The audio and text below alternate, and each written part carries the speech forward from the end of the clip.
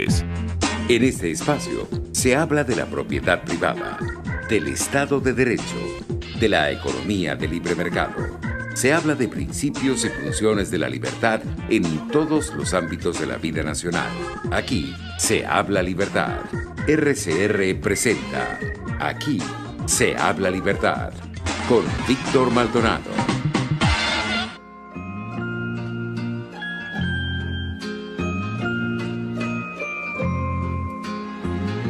Me gusta andar, pero no sigo el camino, pues lo seguro ya no tiene misterio. Me gusta ir con el verano muy lejos, pero a volver donde mi madre en invierno y ver los perros que jamás me olvidaron y los abrazos que me dan mis hermanos. Me gusta el sol y la mujer cuando llora, las golondrinas y también las señoras, saltar balcones y abrir las ventanas y las muchachas en abril. Me gusta el vino tanto como las flores y los amantes, pero no los señores. Me encanta ser amigo de los ladrones y las canciones en francés. No soy de aquí ni soy de allá, no tengo edad ni porvenir, y ser feliz es mi color de identidad. No soy de aquí ni soy de allá, no tengo edad ni porvenir, y ser feliz es mi color de identidad. 1 de septiembre del año 2021. Esta mañana, cuando mi esposa se despertó, me miró y me dijo: hoy comenzamos un nuevo mes y ojalá este mes a todos nos sea leve, que la presencia del Señor entre nosotros sea en términos de muchísima bondad, de muchísima fortaleza y de muchísima fuerza para seguir adelante a pesar de todas las dificultades. El Señor nos bendiga a todos. Ya estamos entrando en el último cuatrimestre, ¿no? Septiembre, octubre, noviembre, diciembre. Mi hijo decretó que a partir de hoy oye gaita. Y bueno, lo maravilloso de los jóvenes, ¿no? Siempre con esa alegría silvestre, ¿no? Bueno, esa alegría barata. Empiezo a ponerlas aquí, Vic. Así es, ¿no? Bueno, escuchando a Alberto Cortés, No soy de aquí. Esa bellísima canción de Facundo Cabral, una voz maravillosa, ese argentino español que hasta hace muy poco nos acompañó y que creo que fue de los primeros conciertos que yo pude ver, creo que a través del Canal 5, él totalmente vestido de negro, porque él se vestía de negro antes que Rafael, y con una maravillosa voz y un magnífico repertorio.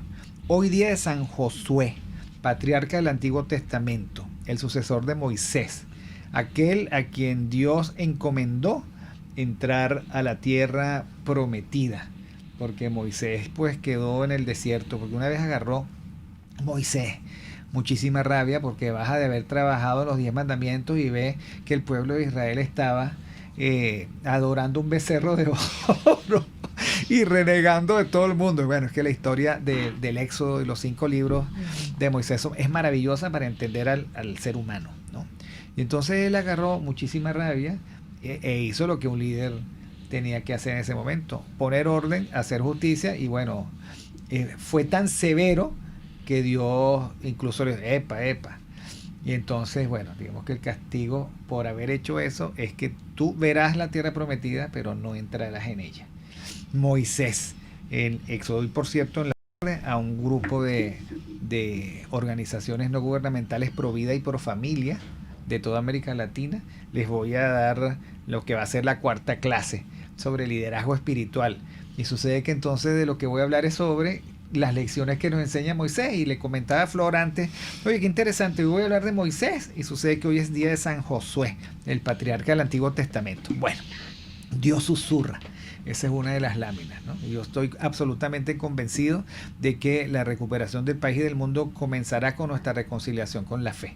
El gran acto de arrogancia y de prepotencia que significó separarnos y eximirnos de Dios ha traído como consecuencia tanta confusión, y el hombre dejado en carne viva de una manera tan terrible que creo que no nos ha hecho bien. Hay que volver a la fe, a la familia, a la comunidad, a la práctica de la compasión, como lo hemos dicho siempre. Gracias a María Macei y a Miguel Alejandro Tilve, que también está en el top chat de el canal YouTube RCR 750, Radio Caracas Radio al aire.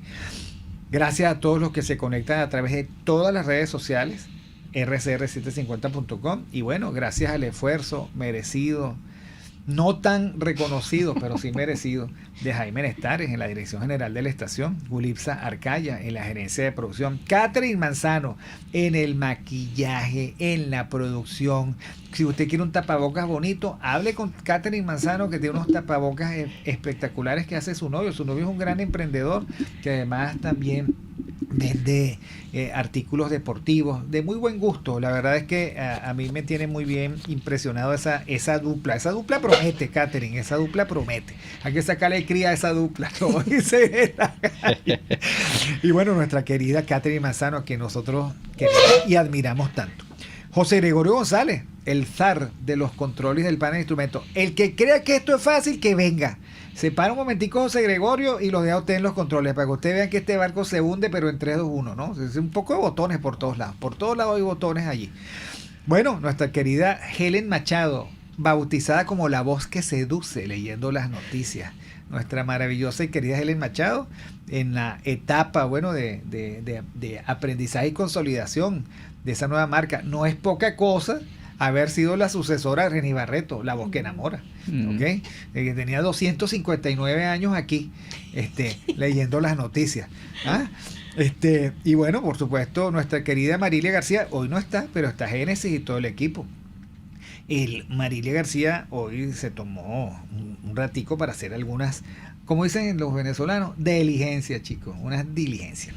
Bueno, y hoy felices porque hoy es miércoles de perspectiva con el gran Miguel Fontán, a quien yo les contaré que le monté la trampa del año, pero lo cierto es que hoy está aquí Floris Caray, que deberíamos hacerlo con trompeta y con pompa y circunstancia. Bueno, ya no sabíamos qué señas sacarle a Flor para que viniera, pero Flor se hacía la dura. Lo cierto es que yo hice una cosa muy chistosa. A Flor le dije que Miguel Fontán le había dicho que viniera, y a Miguel Fontán le dije que Flor le había dicho que viniera, y mira, a los dos los traje. ¿Qué les parece? Es una cosa maravillosa. Bueno, bienvenido Miguel y bienvenida Flor. Bueno, gracias Víctor por nueva oportunidad de este miércoles de perspectiva, de estar contigo y compartir contigo. Y gracias Flor por aceptar la invitación. Teníamos tiempo en esto y afortunadamente hoy se dio la oportunidad. Porque hay una pregunta existencial. Nada es de gratis. Hay una pregunta existencial. Y la pregunta existencial que nos planteamos, bueno, el cómo salir de esta. O sea, cómo salir de este totalitarismo. ¿Cómo salir de esto que vivimos? Que por cierto, digamos que ¿qué es esto que vivimos? Es muy importante, digamos, convertirlo en una narrativa de piel. ¿Okay? Esto que vivimos los venezolanos es un proceso muy doloroso, del paso de un día tras otro y de ver cómo se aleja cualquier esperanza de recuperación o de libertad, y mientras tanto vemos cómo se nos hace cada día más difícil vivir. Aquellos que eran clases medias ya no tienen uñas o garras para seguir aferrados a esa expectativa de poder vivir, poder poner a estudiar a los hijos, poder tener un seguro de salud que te permita combatir las enfermedades. Todo eso se está disolviendo y uno está quedando también, digamos, que en el aire. Aquellos que eran las clases populares y modestas, que antes tenían un empleo, que tenían una infraestructura de salud, que tenían la educación pública como referencia, que tenían sus mercados populares, pues están viendo cómo los hospitales no sirven, las escuelas no abren, los maestros no existen, la comida cada día es más. No, mis queridos amigos, no se caigan a cuento. En este país hay gente que no tiene cómo comer, y para eso no hay que ser pobre de origen.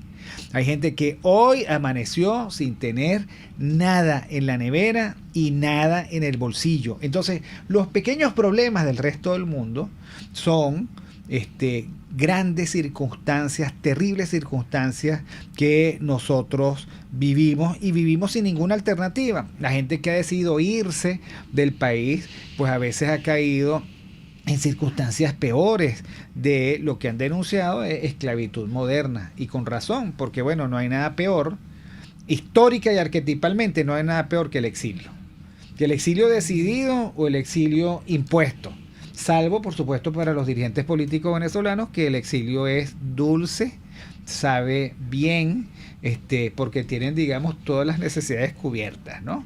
Pero el exilio para la gente normal y corriente es terrible, terrible. Además, la desafección, yo no tengo cómo volver a repetirles a ustedes la circunstancia del daño psíquico de la soledad. Y es verdad lo que decía Pérez Bonalde o lo que decía Andrés Eloy Blanco del dolor, de la distancia, del extrañamiento de la madre, de la esposa, de los hijos, en fin, de tener que vivir el duelo a la distancia, de sufrir la terrible desesperación de saber que tu ser querido está enfermo y que tú no tienes cómo ayudarlo, ni cómo salir de la red social y corporizarte en el otro lado para nada. O sea, vivimos soledades de lado y lado, a veces ayudados por las telecomunicaciones. Entonces, esto es lo que vivimos y eso se llama totalitarismo del siglo XXI, porque si fuera como dicen los políticos, este es un lío entre nosotros, para ver cómo nos acomodamos. No. Si eso fuera así, la verdad es que con no ir a ese espectáculo repugnante tendríamos.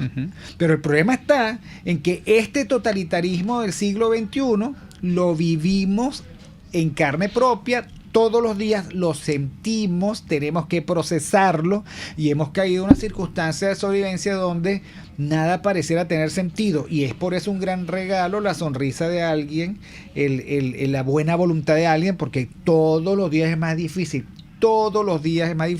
Somos la sociedad de los dedos cruzados para que no pase nada. Pero ¿qué es que no va a pasar? Coño, que no se dañe la televisión porque no hay cómo reponerla. Que no se dañe la nevera porque no hay cómo reponerla. Que no se rompa el colchón porque no hay cómo reponerlo. Que no se dañe la mesa de planchar porque entonces no hay cómo reponerla. Que no se dañe la cafetera. Que el niño no se caiga. Que no le dé gripe. O sea, finalmente uno anda con los dedos cruzados porque efectivamente no hay forma de reponer nada. Y eso no nos ha hecho más crueles, nos ha hecho más adoloridos. Ahora, en esta circunstancia, nosotros vemos a una clase política cínica, sin vergüenza, sin ningún tipo de escrúpulos, que llega y se abraza al socialismo del siglo XXI y con ese abrazo la legitima. Entonces, claro, es cómo salir de todo esto. Y por eso es que Miguel Fontán y yo invitamos a Floris Caray, que es una mujer de una profundidad analítica y de una mística reflexiva que probablemente nos pueda dar luz a nosotros sobre todo esto. Entonces, bueno, es todo tuyo el micrófono, mi querida Flor. Bueno, el no haber venido lo estoy pagando caro, porque con esta perplejidad de programa de hoy, de verdad que es difícil, aunque Víctor hizo como un buen esquema de los temas que estamos allí, y por eso las preguntas sobre lo político tienen que cambiar. O sea, tenemos que hacer un cambio de las preguntas sobre lo que es lo político, sobre lo que un político debe hacer y sobre todo lo que como ciudadano deberíamos hacer. porque pareciera que todo es un dato y que todo estaba escrito y que lo que teníamos es que ser obediente con algunas cosas y tener unas seguridades, y eso es lo que precisamente no tenemos. No tenemos seguridades, no tenemos todo escrito y nos faltan las preguntas, y creo que por allí es lo que nos pudiera ayudar, porque salir, o sea, ¿qué significa salir de? Tú dices, bueno, estábamos acostumbrados que el asunto era salir de un gobierno malo. Entonces, bueno, se activaban los mecanismos que tenía la ley, el ciudadano hacía lo que tenía que hacer. Claro, esto es un tipo ideal que en Venezuela tampoco es que lo conocíamos mucho. Pero bueno, había una ruta que nos marcaba cómo salir de. Cuando estamos viviendo este fenómeno que yo lo he dicho reiteradamente, no es solo el chavismo y la nomenclatura, sino que es todo un sistema y una experiencia totalitaria. Bueno, todo nos cambió, todo es abrumador, todo es existencial y todo nos está exigiendo una reflexión interna que no es fácil. No es fácil porque el venezolano, tú que hablabas hoy de éxodo, Víctor, o sea, el totalitarismo tiene que ver con ese éxodo, no solamente del que ha tenido que irse por motus propios, por maneras propias, sino por obligados por las circunstancias, sino los que estamos acá. Los que estamos acá tenemos un éxodo bien desgarrador, que es no reconocernos. No es reconocernos en la clase dirigente política, que yo la palabra política la tengo en suspenso y entrecomillada, porque tenemos que darle un nuevo sentido a lo que es la política, lo político, y por lo tanto, ¿cuál es ese político? Que primero tendría que ser un ciudadano, ¿verdad? Y eso implicaría el reconocimiento de un prójimo, de una obligación existencial que yo tengo con el otro, que no es solamente un asunto de ley, de ir a votar, de botar la basura donde debo, de exigir que hagan lo que... No, hay un asunto también que creo que como venezolanos tenemos que llamarnos a capítulo de que hemos sido responsables también cada uno de nosotros. Si bien lo político es lo plural, hay un fuero interno que por ahí empieza cómo enfrentamos, porque salir del totalitarismo creo que inclusive esa misma expectativa tenemos que moverla. ¿Qué significa salir del totalitarismo? Porque como bien lo decía Aren, y bueno, y junto a otros, sobre cuando uno está en una experiencia totalitaria, y Bacla también lo decía, uno le queda resistir porque necesitas una fuerza mayor. No sé si estoy agotando, si hago una pausa, pero bueno, por ahí van las reflexiones. Yo voy a aprovechar esta intervención tuya, sobre todo el tema individual, ¿no? En estos días estuve revisando algunos escritos de Aníbal Romero y me encontré con un escrito donde él habla sobre la obra de Max Weber. Entonces, la monumental obra sociológica que dejó Weber responde, según Aníbal, a un intento de superar un desencanto del mundo y hallar una salida a la irracionalidad ética. Imagínate tú, estamos hablando de un poco más de 100 años y ya se estaba visualizando estos problemas que ahora vemos como evidentes, ¿no? Que Weber diagnosticó como problemas de la modernidad. Tú ahorita nombrabas a Arendt también hace una crítica de la modernidad más o menos en esos términos. Hay un desencanto de la modernidad, no de ahora. Hay un desencanto de la modernidad que viene fraguándose casi desde el siglo XIX. Casi finales de su propia existencia, los monstruos de la razón, por decirlo. Finales del siglo XIX. Todas estas afirmaciones tienen un derrotero común y es la percepción de que el destino vital del individuo en la modernidad está carente de sentido. Un poco lo hemos conversado aquí en el programa, tú también lo has conversado en tus hilos. De hecho, esto se puede palpar fácilmente cuando uno observa el nihilismo que cubre no solo la generación más joven que está ahorita, sino la generación más vieja. Nosotros estamos en una generación intermedia, por si acaso. Somos los adultos. Eres muy optimista. Sí. Entonces, lo que ha ocurrido en Venezuela, abro un paréntesis, es que esta generación nuestra, ustedes son jóvenes, pero tú también. A ver, nosotros perdimos el bono demográfico, que es todo el empuje vital de una edad intermedia ya formada que estaba disponible para producir. Esa gente se fue, en parte. Él desapareció por otra parte, y este es un país de abuelos con niños o de gente ya entrando a la tercera edad, como somos nosotros. Bueno, en mi caso es 59 años, ustedes son, digamos, entrando a los 50, el que miran para atrás y no ven nada. Exacto. Que no hay. Y entonces eso no solamente tenemos esa decepción, no solamente perdimos el bono demográfico, sino que parece que en Venezuela y en el mundo hemos perdido una valiosa tradición humanista de Occidente. Al hacerlo nos hemos encontrado frente a un monstruo, a un monstruoso vacío y un sinsentido. Esa es creo que la síntesis de lo que nos pasa ahorita en todos los aspectos, en el aspecto político, en el aspecto familiar, en el aspecto social.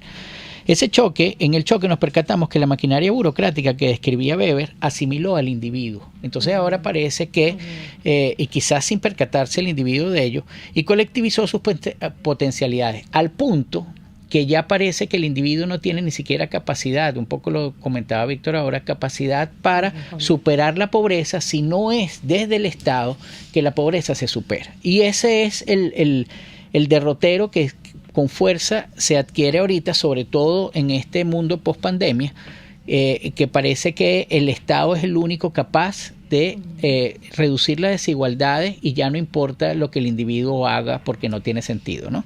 Entonces, frente a esto no solo nace la posibilidad de una representación política populista, que es lo que tenemos ahora, sino también... Pero ya va porque es como que estás abriendo mucho frente. No, ya. Sino también... Viste que uno la paga, ¿no? Sino también el totalitarismo como pulsión, porque el totalitarismo, decía en unos programas anteriores el profesor Eric del Búfalo, es una narrativa. Entonces imagínate esta narrativa en la que yo, el Estado, te voy cediendo algunas cosas, te voy ayudando y después te asimilo totalmente a mi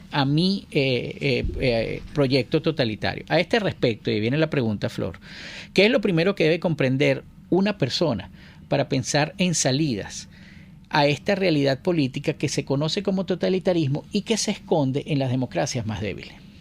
Claro, es difícil porque pareciera que son como modelos, ¿no? Modelos conceptuales que uno puede asirse de ellos, porque bueno, siempre uno apela a Weber, a Arendt, a Bale, en mi caso, que creo que ella nos da muchas luces, pero no es un asunto como llave en mano, ¿no? Es difícil porque tú enumeraste, al igual que hizo Víctor, que hicieron como un esquema, y a propósito de eso de las narrativas, hacer nuevas narrativas, nuevas preguntas, porque vuelvo a decir, el tema de las salidas requiere de unas ilusiones epistémicas que nos hemos formulado durante mucho tiempo.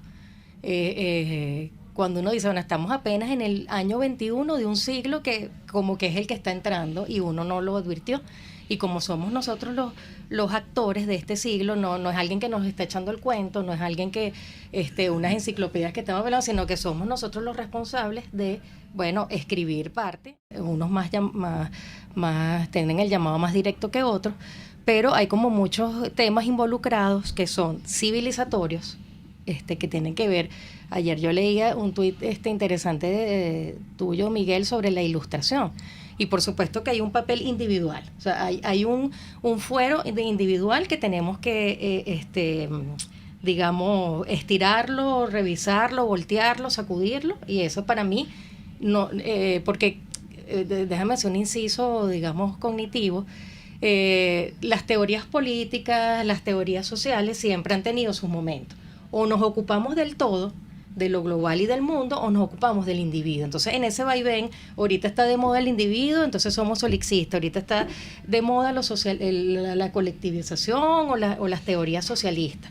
Y en ese vaivén, en este momento, yo creo que es difícil que nos hagamos de esa dicotomía y que veamos como una especie de revisión fuera de eso, ¿no? Fuera de si es individual o es colectivo.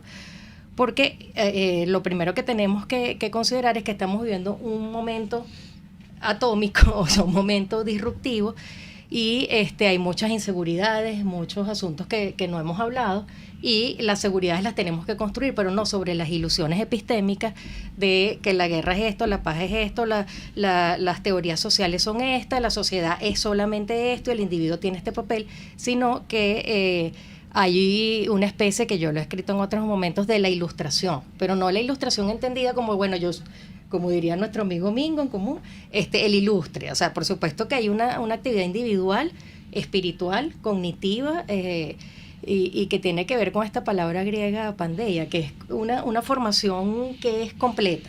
O sea, no es solamente que tengas información que ahorita abunda. Ahorita no es solamente que yo tenga un banco de conocimiento y yo pueda citar miles de estudios y decir que por ahí va el asunto. No, hay una cosa que es espiritual, hay una cosa que es religiosa, la que cada quien elija, o si no es una religión, pero es un camino espiritual, porque esas raíces profundas son las que nos van a ayudar a ver cómo podemos ver en esta oscuridad, no salir, porque creo que a lo mejor ni soy un profeta, aunque hemos dicho muchas cosas que hoy vemos. Miguel siempre dice, bueno, yo lo dije hace tiempo, y a veces uno puede decir que está muy manido el asunto, pero no, tenemos tiempo advirtiendo asuntos que están saliendo como el flote. Entonces, por supuesto, hay una parte individual, pero no tiene sentido o no hace sentido si no hay un impacto en lo social, en mi comunión con el otro.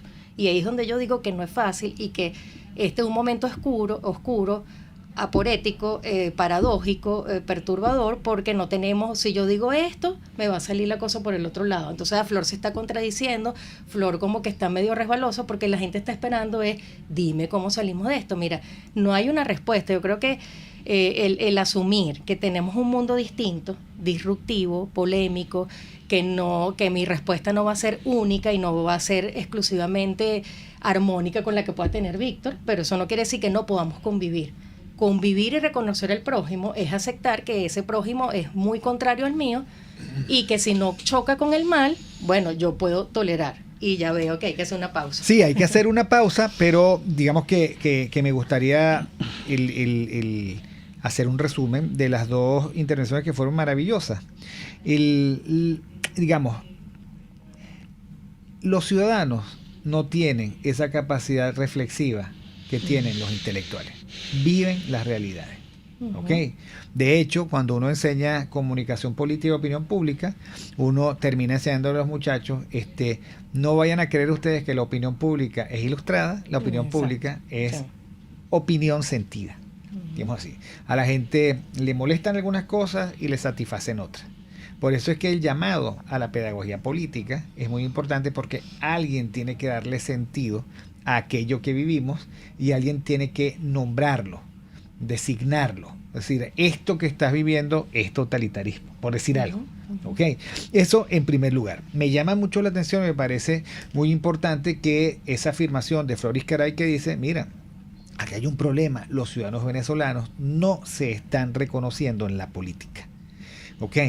Y hay que entonces recalibrar la narrativa política, porque eso abre un abismo que yo he llamado vacío. Y hay otra cosa que dice Flor muy importante, y es que un político primero tendría que ser un ciudadano. Lo que está diciendo Flor es, los políticos venezolanos dejaron hace tiempo de ser ciudadanos, dejaron de formar parte de la comunidad política y se convirtieron en otra cosa. ¿En qué otra cosa se convirtieron? El querido Miguel Fontán refiere a la jaula de hierro planteada por Max Weber como crítica a la burocracia, que sin embargo él creía que era fatal. Entonces es una sociedad burocrática. Ahora, obviamente, ahí empieza una ligazón maravillosa entre Weber, Arendt, Weil y todos los demás, porque ellos hacen ellos caen en cuenta que el principal tormento y el principal desafío del individuo es encarar la traición de Leviatán, o si ustedes quieren, la burocracia metastásica, eso que la jaula de hierro animada, cuya mejor imagen es los perritos abandonados en su jaula, en un hangar en Afganistán. O sea, seremos los perritos abandonados en una jaula, en un hangar en Afganistán, de parte de una burocracia metastásica que tiene una ideología, que tiene una ideología, y que esa ideología incorpora una total crueldad con lo humano. Bueno, todas esas preguntas quedan pendientes para la vuelta, pero ahorita vamos al corte de las 11:30. Seguimos aquí con Floris Caray y Miguel Fontán. No soy de aquí, ni soy de allá, no tengo edad ni porvenir, y ser feliz es mi color de identidad.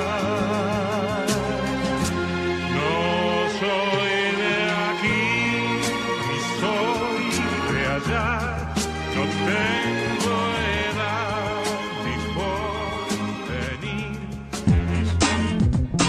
Aquí se debaten temas de interés nacional e internacional. Aquí se habla libertad con Víctor Maldonado. Solo por rcr.tv, la radio que se ve. Sintonícenos a través de Periscope, @RCR750, la radio que se ve. En tiempos de pandemia, la solución más efectiva es un concentrador de oxígeno, porque ofrece un suministro infinito de oxígeno. No necesita recargas. Además, aplica dosis de oxígeno según el pulso del paciente. Contáctenos 0412-030-9150. Les saluda Andrés Velázquez y los invito cada miércoles a sintonizar un programa que aborda de cerca la actualidad política y social del país. Contigo, Andrés Velázquez. No te lo pierdas. Contigo, Andrés Velázquez. Solo por RCR 750. La radio que se ve. Informe RCR presenta titulares. Cifra de muertos en Mérida debido a las lluvias aumentó a 22 según el último reporte de Protección Civil de Mérida. Presidente de Sociedad Venezolana de Infectología y Superintendencia de Salud, Baruta, alertó que centros de vacunación de COVID-19 se están convirtiendo en focos de desinformación. La Coordinadora Nacional de 20 Venezuela, María Corina Machado, rechazó una vez más el proceso de negociación entre el chavismo y la oposición que se lleva a cabo en México. Más allá de nuestras fronteras, OMS, nueva variante MU, se propaga en Colombia y Ecuador. Los talibanes esperan mantener una relación muy sólida con China y mejorar el nivel de confianza mutua con Pekín. Y en los deportes, el tenista serbio Novak Djokovic avanzó a la segunda ronda del Abierto de Estados Unidos tras vencer al danés Holger Rune. Y hasta aquí los titulares de esta hora, les informó Helen Machado. Sigan con la programación de su RCR.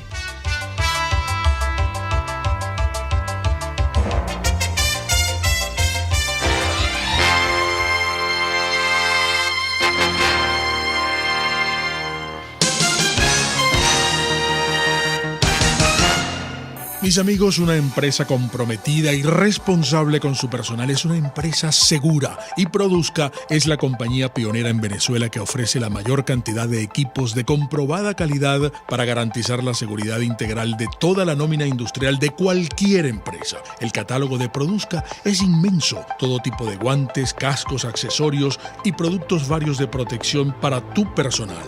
Conoce más de Produzca en www.produzca.com. Produzca, seguridad en tu empresa de los pies a la cabeza. Moisés Naim en Efecto Naim. Hola, soy Moisés Naim desde Washington. Conéctese a rcr.tv. También nos puede seguir por @Efecto Naim en Twitter. Y estamos en Facebook y en Instagram. Y no olvide que puede disfrutar todos los contenidos del programa cuando usted quiera, suscribiéndose a nuestro canal de YouTube. Nos vemos en la radio. Los miércoles y viernes a las 7 de la noche. Solo por RCR 750 AM. RCR 750 AM. Porque lo bueno une.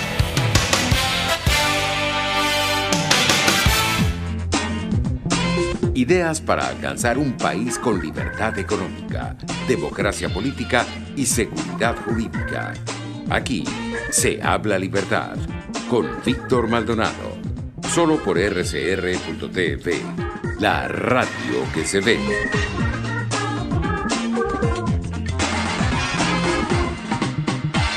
Bueno, continuamos con Aquí se habla libertad, en miércoles de perspectiva con Miguel Fontán, con una invitada muy pero muy especial, que es Flor Iscaray. Ya han quedado algunas preguntas en la mesa, que tiene que ver, por ejemplo, o si mal no recuerdo, bueno, cómo volvemos a reconocernos en la política, cuáles son los requisitos que deben tener la política para que nosotros nos volvamos a reconocer. ¿Qué significa que el político sea ciudadano? ¿Y por qué el político ahora no es ciudadano y por lo tanto, digamos, no podemos entendernos con él? Luego, ¿cómo hacemos cuando el totalitarismo es la expresión de la traición de la burocracia, que debería estar a nuestro favor y que no está, sino que nos somete? Bueno, ¿cómo hacemos para salir de esto? Pero bueno, quedas de nuevo en... Bueno, sí, el ejemplo con el que despediste la sección anterior, que es lo de las aulas, ¿no? Y ahí vuelvo a algún tema origen de lo que tú decías al principio del programa, del éxodo. O sea, es un éxodo que no es físico, o sea, es un éxodo más que físico y es muy doloroso, y es precisamente ese no reconocimiento del prójimo, del otro, si es un ser vivo, y ahí viene todo el tema de lo que es el mal extremo, el mal extremo, o el mal radical, que es otro de los rasgos de esto que uno está empezando como a configurar como el totalitarismo del siglo XXI o el capitalismo totalitario. O sea, estamos, digamos, haciéndolo porque somos actores de este momento. Y lo que tú decías del ciudadano, o sea, ¿qué es ser ciudadano? Es que cumplamos obedientemente, que ahí está todo también el tema de la servidumbre. O sea, hay muchos temas involucrados en esta revisión, de si somos obedientes o somos serviles al poder. Y ahí es donde una primera gran distinción que como ciudadano tenemos que empezar a reconstruir. Porque yo me he hecho la crítica leyendo historia de los partidos políticos venezolanos, de la comunidad política venezolana, desde que somos república, y ha habido una debilidad en lo que es yo la llamo metapedagogía, porque tenemos que desarmar muchas cosas de qué es ser un ciudadano, porque no es solamente, que aquí se reduce al tema de ir a votar, es el convivir con el otro, es el reconocer al otro, es no convertir al otro como en un extraño, porque tiene unas condiciones distintas a la mía. Y puede sonar a lo mejor un tanto romántico, porque viene todo el tema preferido de Miguel sobre la tolerancia política, que es otro discurso u otra narrativa que tenemos que revisar. Pero, ¿qué es ser ciudadano? A mí a veces me dicen, oye, pero baja un poquito el nivel. Entonces yo digo, no, pero es que yo veo, y yo soy muy melancólica de programas que antes veía y que de un nivel donde tú ayudabas al otro a pensar, no precisamente a desanimarlo a pensar. Si hay una palabra que yo no entiendo, la busco, me preocupo, y así uno fue aprendiendo y uno fue fortaleciéndose como para comprender. Entonces no necesitas estudiar formalmente, sino preocuparte. Porque yo lo hablo con, por ejemplo, la conserje de mi edificio o lo que eran las abuelas de uno. O sea, había una sabiduría que no era formal y eso no las impedía pensar. Entonces el ciudadano tiene que hacer un esfuerzo, creo yo, debe en el sentido de preocuparse por el otro, de preocuparse por el devenir de donde estamos, porque no es mi pedacito que sea chévere o, mi condición mejoró, entonces, ya Venezuela está mejor.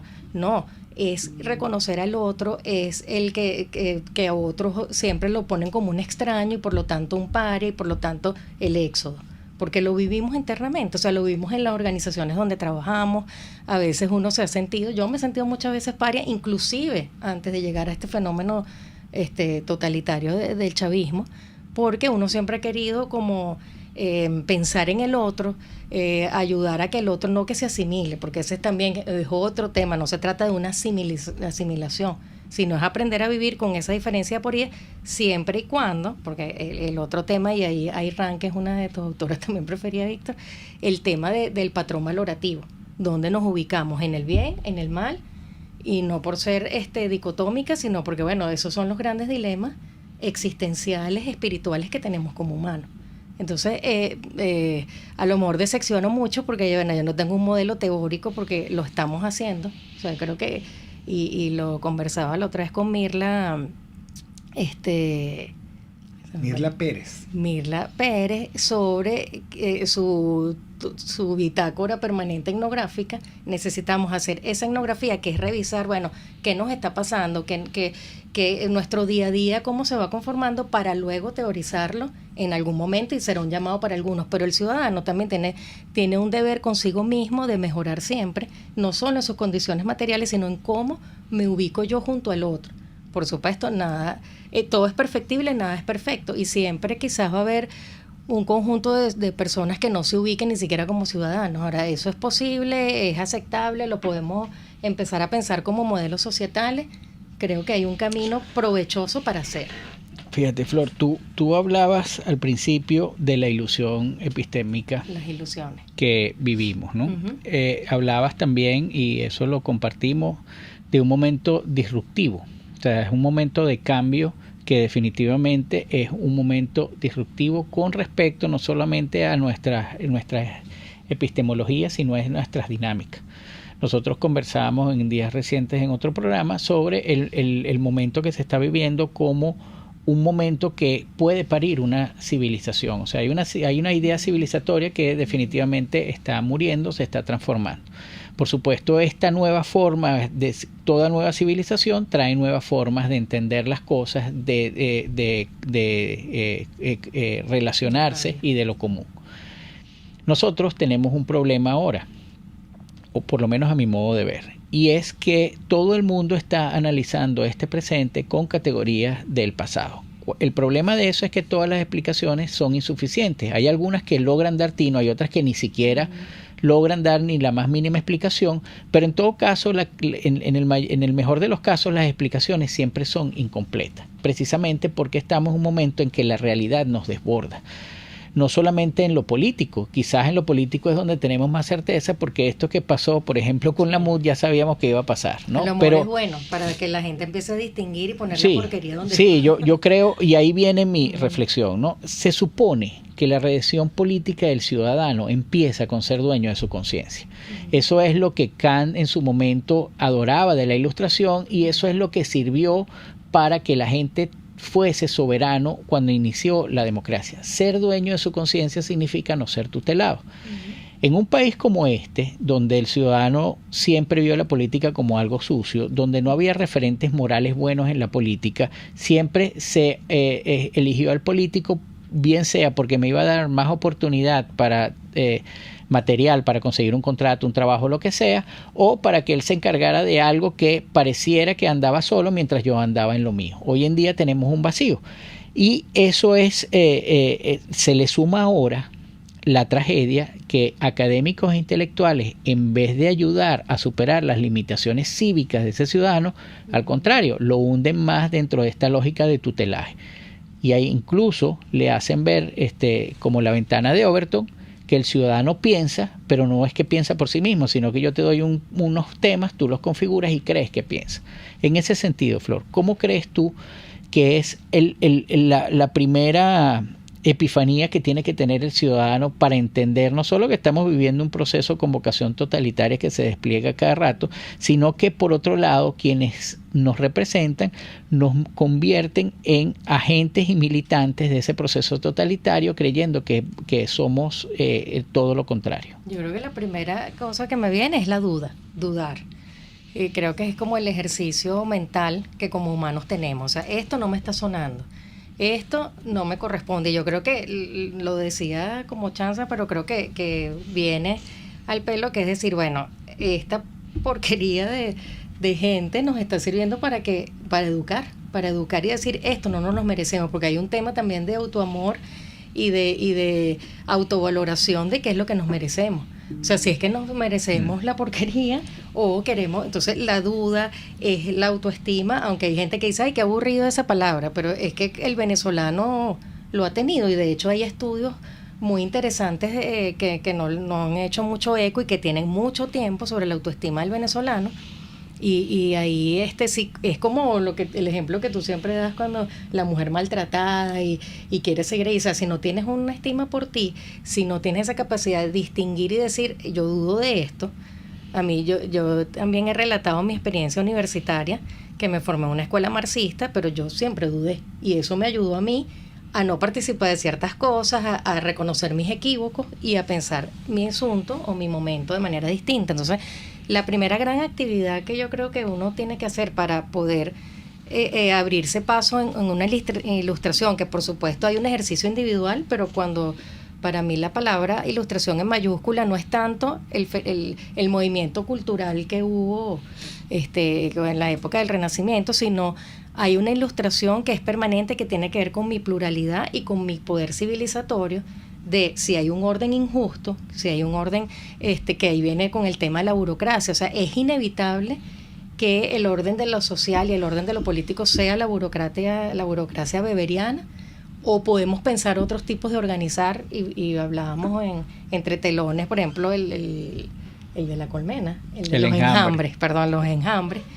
que por ahí también hay gente que lo está reflexionando y hay muchas cosas escritas, y en el mundo del organizacional también, que si las organizaciones araña o las organizaciones estrella de mar, o sea, hay muchas maneras en que pudiéramos imaginarlo, pero tú dices, ¿cómo imagino algo que no he vivido?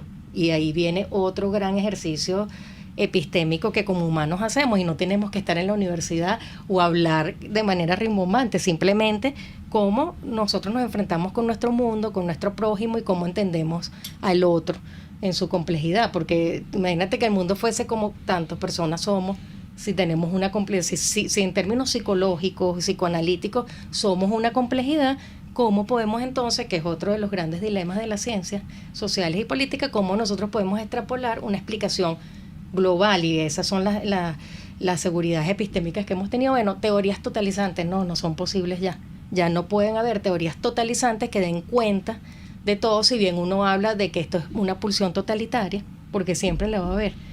En términos individuales hay personas totalitarias en su forma de ser.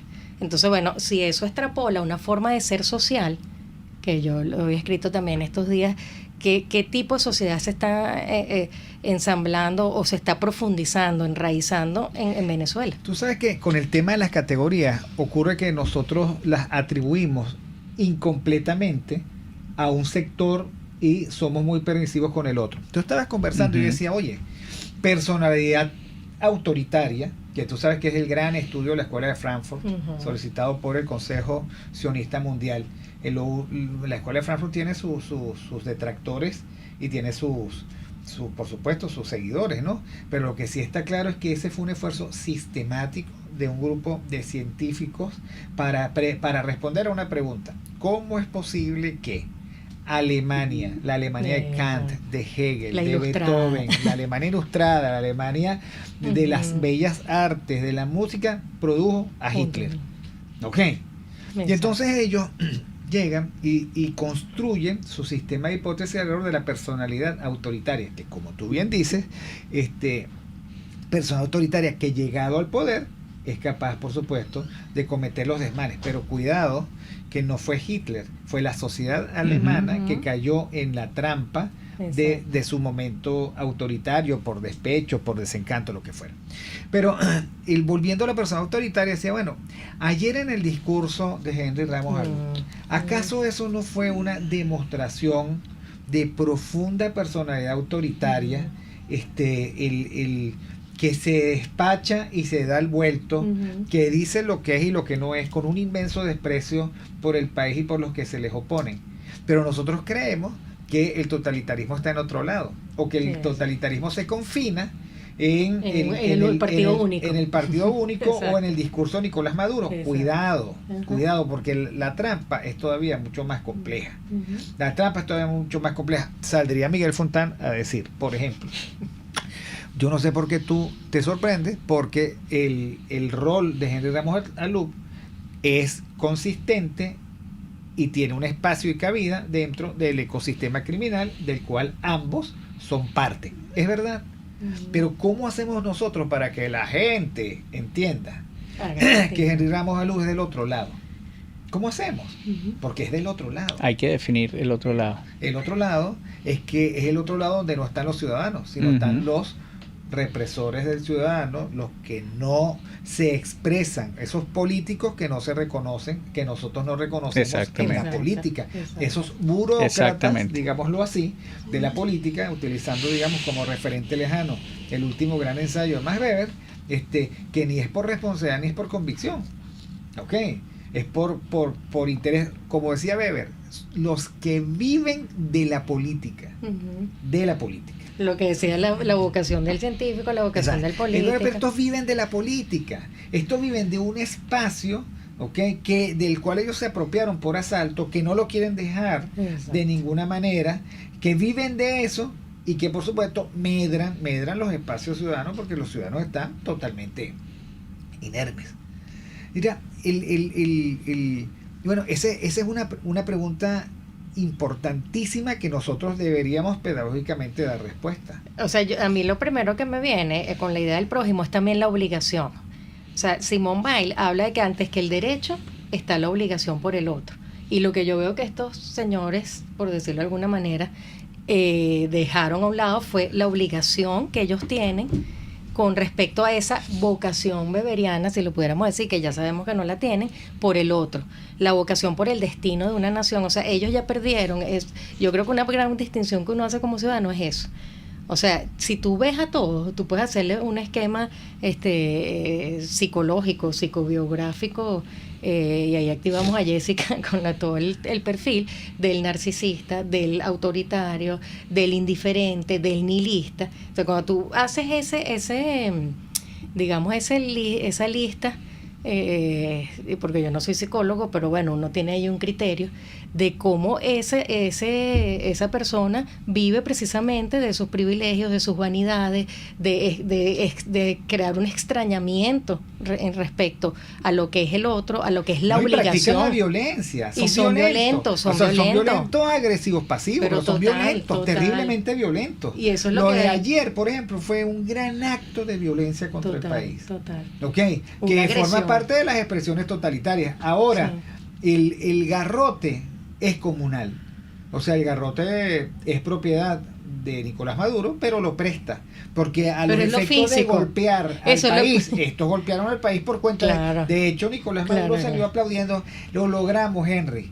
Porque él estaba bromeando. No estaba bromeando. Hay una narrativa totalitaria cínica, desfachatada, descarada. Hay que dejar de ser manipulable. Y lo decía Nicolás. Yo le comentaba a Miguel, vamos a estar claros.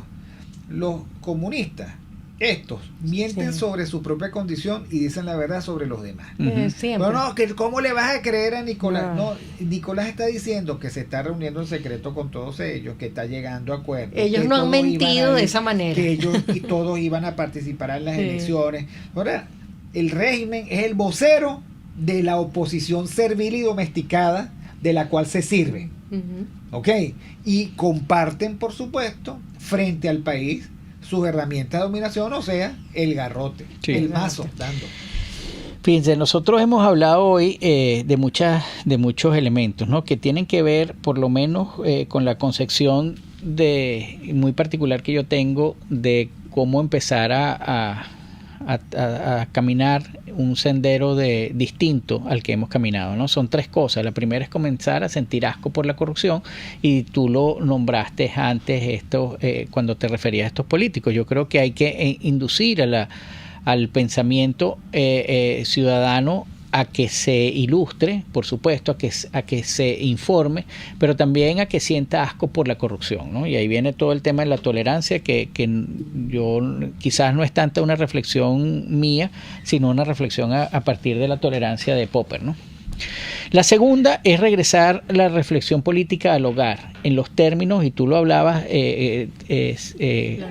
a las raíces, pero también Alon habla de una autoimplicación cívica, y en el momento de la Tercera República Francesa pareciera que eso era lo que la iba a salvar del desastre. Esa autoimplicación cívica supone que en la familia se discuta temas políticos, pero no temas partidistas. Por eso el tema de la educación, más allá de la metapedagogía. Pero aquí se ha hecho por muchos años lo contrario, Miguel. Claro, la familia, claro. de las tres cosas que te prevén. Total. No se habla de la familia. No se habla de política. No se habla de religión. No se habla de política. Exacto. Y no se habla de deporte.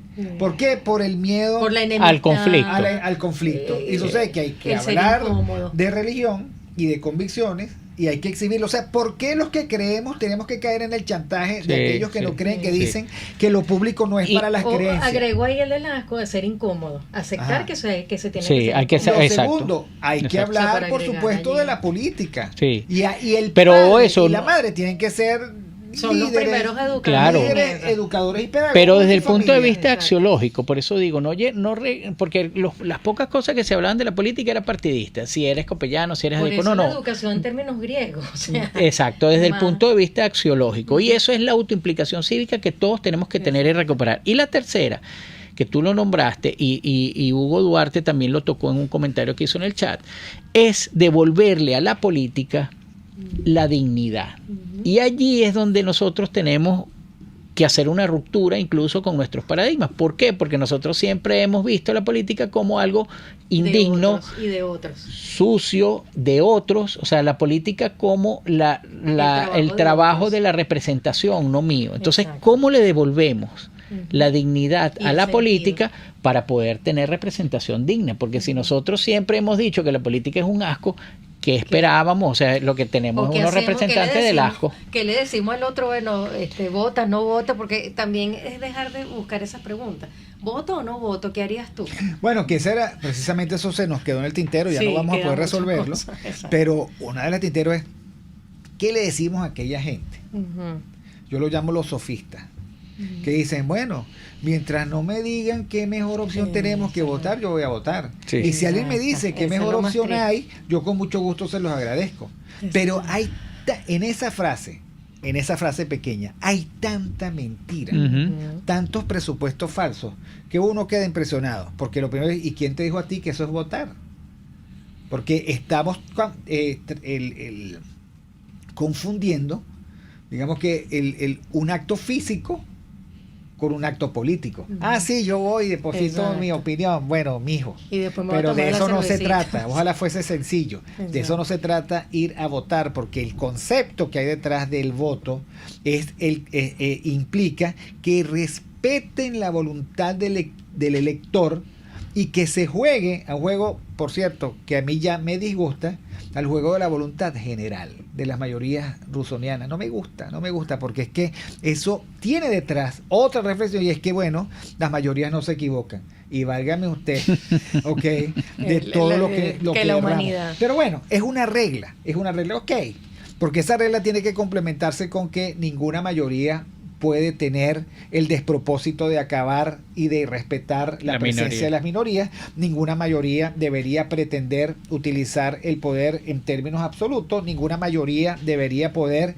cambiar las reglas del juego en democracias y en circunstancias normales. Ninguna mayoría debería ir contra los supuestos de la República. Y cosas interesantes, ningún populista debería llegar y plantearse, yo no utilizo los espacios públicos, por algo que decía, yo te lo comenté, Miguel, un abogado peruano respecto al loco que tienen ahora de presidente. Cuando usted no utiliza, porque usted cree que eso no hace más comunista que Marx, los espacios públicos del Palacio de Gobierno, usted está privatizando la acción pública y está metiéndonos a todos en el grave peligro y quiero de agregar, que su ejercicio público lo transforma en un conjunto de caprichos privados. De algunos. Va lo mismo para el Papa. ¿Quién te dijo a ti que tú no debías usar el Palacio Apostólico? ¿Ok? Si eso, allí es el acto, allí es donde tú ejerces y practicas el magisterio, y todos los arrebatos de supuesta pobreza no valen medio, porque no hacen pedagogía organizacional. El problema es la organización. El problema es ese. Lo que yo quería agregar, que precisamente el voto ha sido ese extrañamiento y ese éxodo del ciudadano en lo político. Sí.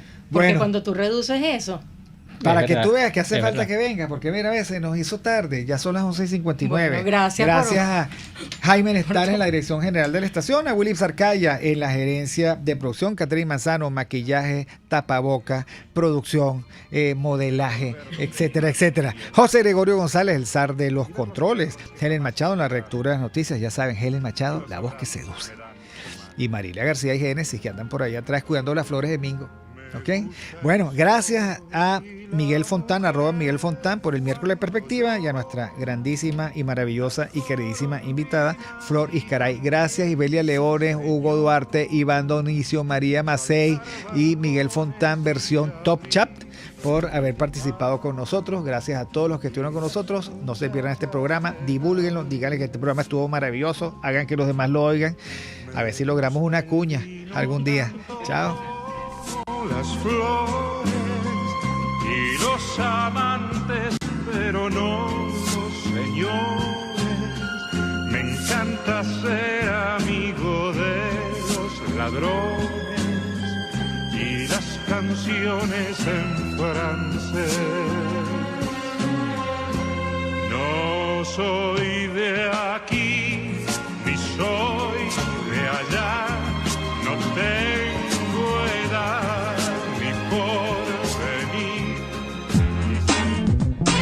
RCR presentó Aquí se habla libertad. con Víctor Maldonado. Solo por rcr.tv, en Twitter y Periscope, @RCR750. La radio que se ve.